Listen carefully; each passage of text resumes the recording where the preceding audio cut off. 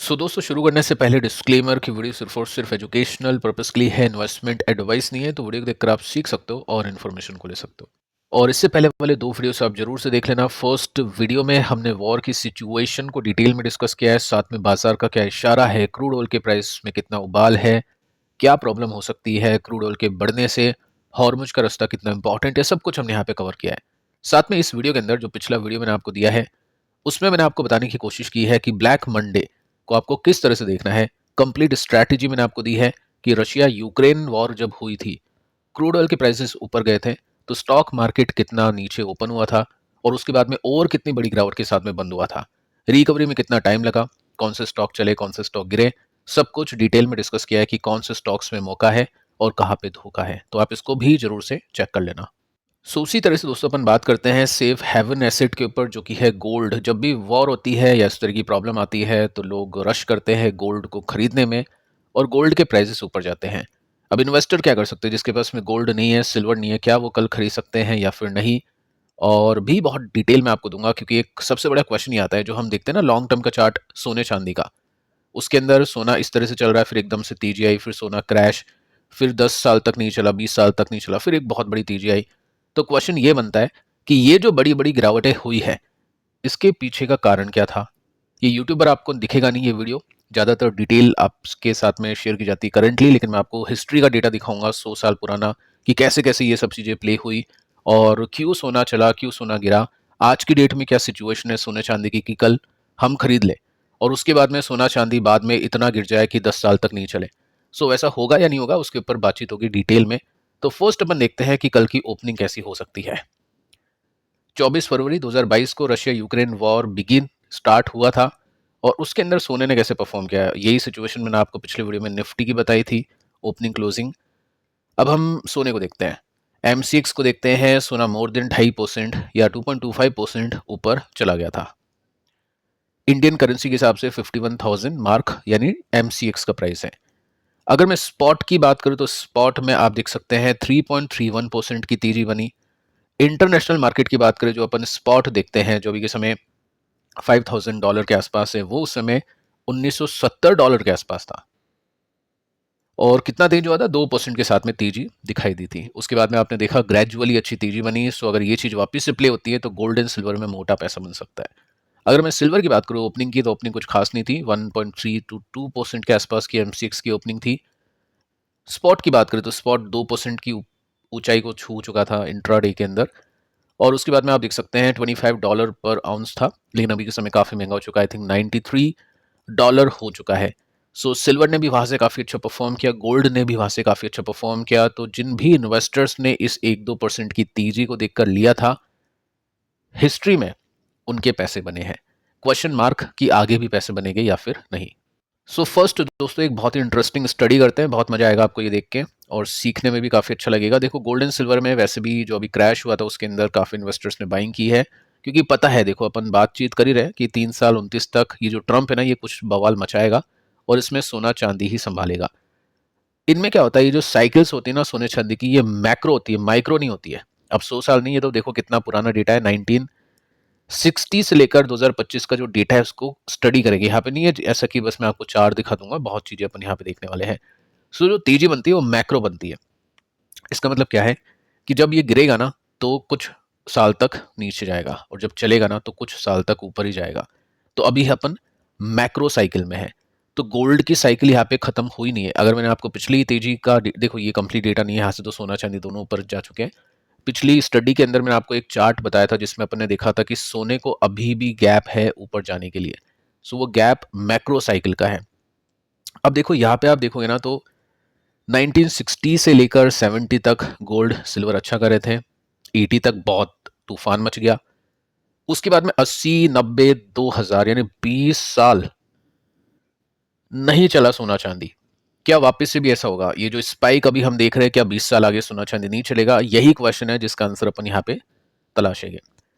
सबसे पहले अपन ये देखते हैं कि रीजंस क्या है इसके पीछे के। रीजन पता चलेगा तभी तो अपन सोच पाएंगे, समझ पाएंगे। तो सबसे पहला जो पॉइंट है, 60 टू 71, 1960 से लेकर 1971 सोना चांदी काफी स्टेबल था, पैसे बन रहे थे दोनों के अंदर और स्टेबल तरीके से चल रहा था और बहुत अच्छी तरह से इन्वेस्टर्स के पैसे यहाँ पे बना रहा था। क्यों? आप देख सकते हैं उस समय जो दुनिया थी वो ब्रिटेन वुड्स के सिस्टम के अंदर थी। उसमें क्या होता है, गोल्ड फिक्स था $35 पर आउंस, यूएस डॉलर बैक करता था, बैक था गोल्ड से जो अभी भी है, ठीक है।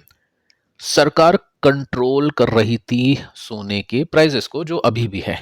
इसका मतलब स्टेबिलिटी अभी है और उसके पीछे के जो 3 रीजंस है ना वो अभी भी है। ये फर्स्ट रीजन को छोड़ देता हूँ। सो ये जो प्राइस है ना वो फ्रीली मूव नहीं कर सकते थे, इसलिए बहुत बड़ी वॉलेटिलिटी नहीं थी। ये 60 to 71 ये पीरियड अच्छा है और ऐसे पीरियड अब भी चलेगा तो अच्छा पैसा अपना बनेगा सोने और चांदी के अंदर। उसके बाद में क्या होता है, 71 से लेकर 80 मैसिव एक्सप्लोजन, धमाका हुआ जो आपने देखा स्पाइक, उसी स्पाइक की यहाँ पे बात हो रही है।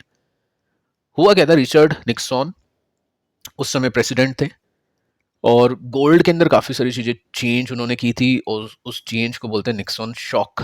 जो स्पाइक आपने देखा उस समय क्या होता, सोना और चांदी है ना फ्री फ्लोटिंग एसेट हो गए थे कि कोई कंट्रोल नहीं था, खरीदो बेचो जो करना है करो, जितना भी करना है करो। और उस समय क्या था, हाई इन्फ्लेशन था। हाई इन्फ्लेशन मतलब सोने चांदी ऊपर, डिमांड अच्छी होगी। ऑयल क्राइसिस भी था, ईरान रेवोल्यूशन भी था, कोल्ड वॉर की टेंशन भी थी। क्या अभी ये सब चीज़ें हैं? डेफिनेटली अभी ये सब चीज़ें हैं। इन्फ्लेशन हाई है, ऑयल क्राइसिस है, ईरान रेवोल्यूशन है, मतलब उस समय अलग बात थी, अभी दूसरी चीज़ें हैं। कोल्ड वॉर की टेंशन, कोल्ड वॉर तो क्या अभी तो वर्ल्ड वॉर वाली टेंशन हो रही है, हर कंट्री ऑलमोस्ट, अफगानिस्तान, पाकिस्तान, ये सब चीज़ें चलती जा रही है। उस समय मैसिव एक्सप्लोजन था और वही स्पाइक अभी आप देख पा रहे हैं। इसी वजह से सोना चांदी इस तरह से फट रहा है। 71 to 80 9 ईयर्स, 9 साल तक यहाँ पे तेजी बनी थी, ठीक है। गोल्ड $35 का था जो कि 800 तक पहुंच गया। सिल्वर को देखो, एक का था 40 गुना 9 साल के अंदर। सो ऐसे पैसे बनते हैं सिल्वर के अंदर। अभी अपन इस साइकिल के अंदर है, अभी अपन इस साइकिल के अंदर है, ठीक है। नो डाउट यहाँ पे फ्री फ्लोटिंग एसेट उस तरह से नहीं है, लेकिन यहाँ पे और भी चीजें हैं जो उस समय नहीं थी, वो एड ऑन हो चुकी है। सिल्वर के अंदर तो वैसे भी इंडस्ट्री डिमांड के अंदर बहुत ज्यादा पुश आया है, नए सेक्टर्स उभरे हैं। सो अपन अभी इस साइकिल में है। अब देखिए उसके बाद में क्या होता, 20 साल तक सोना चांदी डेड मनी बन गया था, मरा हुआ पैसा, यानी कुछ रिटर्न ही नहीं है, ऑब्वियस है, तो उसको डेड मनी ही बोलेंगे। मेन रीजन था inflation under control. Question mark लगा दो कि अब ये जो ट्रंप खेल खेल रहा है उसके बाद में क्या इन्फ्लेशन अंडर कंट्रोल होगा? होगा तो समझ जाओ सोना चांदी गिरेगा, और नहीं होगा तो समझ जाओ यहां से और ऊपर जाएगा, ठीक है। इन्फ्लेशन गिरा, डॉलर स्ट्रांग हो गया। लग रहा है आपको डॉलर स्ट्रांग होता हुआ? नहीं। इंटरेस्ट रेट पॉजिटिव हुई, अभी कोई चांसेस नहीं है इन्फ्लेशन बढ़ेगा तो ये कट भी कर देंगे, ये सॉरी बढ़ा भी देंगे, ठीक है। तो ये सब चीजें चलेगी। साथ में आप देख सकते हैं सोना चांदी जब गिरा हुआ था ये 20 साल तक, 80 से लेकर 2000, मैं आपको एक बार ये दिखा देता हूँ, 80 से लेकर 2000, ये यहाँ पे आप देख सकते हैं कहाँ से चांदी टूटा और कितने साल तक सोना चांदी नहीं चला। तो इसी पीरियड के अंदर दोस्तों क्या हुआ था, इन्फ्लेशन सही था और स्टॉक मार्केट भी बूम कर रहा था। स्टॉक मार्केट बूम कर रहा था तो पैसा बनेगा। क्या अभी मार्केट बूम कर रहा है? नहीं। तो मार्केट अगर बूम करेगा ना तो सिल्वर एंड गोल्ड गिरेंगे। अब मार्केट ऐसा बूम करेगा कि आगे चल के मुझे लग रहा नहीं है, क्योंकि उस समय वैल्यूएशन अलग थी, रेगुलेशन कुछ था नहीं। 82 से लेकर 2000 तक ह्यूज स्टॉक मार्केट रैली हुई थी यूएस में, इंडियन मार्केट के अंदर टेक बूम चल रहा था, डॉट कॉम बबल चल रहा था जो बाद में फटा था, ठीक है। इन्वेस्टर्स पैसे निकाल लिए थे गोल्ड से क्योंकि ऑलरेडी तेज हो गया था। उसके बाद में ग्रोथ पे, टेक्नोलॉजी पे, इक्विटी फंड पे पैसे लगाए। अभी क्या लगाना सही है? अभी लगा रहे हैं लोग पैसे, एफ की बात करूं मैं, उस समय एफ पे लगा रहे थे, नहीं लगा रहे ना तो गोल्ड एंड सिल्वर इसी वजह से मजबूत हो सकता है, ऐसा मानना चाहिए। उसके बाद में देखिए दोस्तों, सेंट्रल बैंक ने भी सोना को बेचा था 1980 से, ये जो 2000 है ना 20 साल की उसकी बात कर रहा हूं, अभी वही टॉपिक चल रहा है। क्या अभी सेंट्रल बैंक सोने को बेच रहे हैं? उल्टा है, वो खरीद रहे हैं। तो ये जो प्रॉब्लम है ना ये अभी नियर टर्म तो नहीं लग रही मुझको आ सकती है कि सोना इस तरह से गिरेगा कि वो उठे ही नहीं कुछ साल तक, ठीक है। अपने को ये देखना है कि क्या क्या रीजंस थे, फिर अपने को अभी अप्लाई करना है कि क्या क्या रीजन है, फिर अपने को ये सोचना है कि आगे चल के 2-3 साल में क्या ये रीजंस आ सकते हैं क्या। इस वजह से मैं आपको ये डेटा बता रहा हूं, ये आपको काफी इंपॉर्टेंट है देखना। अब देखो 2000 से लेकर 2011 बिग बुल रन, किसका है ये बुल रन? ये है गोल्ड एंड सिल्वर का। क्यों? डॉट कॉम क्रैश हुआ, 9/11 हुआ, इराक वॉर हुआ, 2008 फाइनेंशियल क्राइसिस हुआ, मैसिव मनी प्रिंटिंग हुई। मनी प्रिंटिंग देखो, अब तो मजाक बना रखा है, पहले सरकार इतना कुछ करती नहीं थी। अब तो प्रिंट, $1 भी प्रिंट हो गया ना तो वो इन्फ्लेट करेगा, वो मार्केट में जाएगा, तो वो महंगाई, वो उसको यूज करोगे आप तो क्या होगा, डिमांड सप्लाई इंक्रीज होगा, इन्फ्लेशन। अभी पैसे छापे थे 20 में कोविड में, तो उसके बाद में क्या हुआ आपको पता ही है। सो ये सब चीजें हुई थी, उस वजह से गोल्ड एंड सिल्वर चला था। अगर अभी ऐसा कुछ हो गया, एआई क्राइसिस हो गया, 9/11, अब ये अटैक वटैक चल रहा है, अभी ये देख सकते हैं, फाइनेंशियल क्राइसिस, चलो ये अलग बात है। लेकिन बुल रन कब देखने को मिला, जब मार्केट में प्रॉब्लम हुई तब। उस समय जो हमने देखा कि यहाँ पे जो बुल रन था, इसके पॉइंट अलग थे, इन्फ्लेशन था, ऑयल क्राइसिस था, और यहाँ पे जो बुल रन था इसके रीजंस अलग थे, डॉट कॉम क्रैश, ये सब। अल्टीमेटली मार्केट इकोनॉमी को प्रॉब्लम होगी तो सोना चांदी भागी है। गोल्ड वापस से तेजी में आ गया, $250 का 1900 पहुंच गया। सिल्वर 4 से लेकर, देखो सिल्वर का एक चीज आपको मैं बताना चाहूंगा, सिल्वर का एक बहुत खतरनाक और इंटरेस्टिंग पैटर्न ये है कि सिल्वर जहां से चलती है ना वहां तक गिरती है। एक की 40 हुई तो वहां से 4 भी पहुंच गई। गोल्ड इतना नहीं गिरेगा, तो सिल्वर से खेलते हो तो थोड़ा सा संभल के, बाकी अभी तो ऐसा कुछ है नहीं कि सिल्वर नीचे है, बाकी होगा कुछ डेटा तो मैं आपको वो पहले ही समझा दूंगा। तो सिल्वर 4 का वापस 48 हो गया 11 तक। उसके बाद में 12 से लेकर 18 करेक्शन फेज, या आपने मैंने देखा है लाइव, 17 में मार्केट तेज, ये अपन देख ही रहे, अभी आप भी अगर इतने टाइम से मार्केट के अंदर हो तो ये सब पता होगा आपको। यूएस इकोनॉमी रिकवर कर गई, इंटरेस्ट रेट नॉर्मलाइज हो गई, डॉलर मजबूत हो गया। क्या होगा, सोना चांदी नहीं चलेगा, मार्केट चल रहा था उस समय। उसके बाद में क्या हुआ, 20 से लेकर 25 सुपर मूव अभी जो चल रहा है, Covid money printing, inflation spike, जियो political tension, Russia Ukraine, central bank buying gold heavily. समझ रहे हो, सारा वीडियो अगर आपने देखा है कंप्लीटली शांति से समझा है, सुना है, तो बहुत चीजें आप इसमें सीख गए होगे कि सोने चांदी में किस तरह से काम होता है। आपको किसी से पूछने की आवश्यकता होगी नहीं कि सोना चांदी में क्या करे या किस तरह के पैटर्न, वो टेक्निकल्स वगैरह आपको देखना होगा, बस जो मेजर जो मैक्रो अंडरस्टैंडिंग है वो आपको यहां से मिल जाएगी।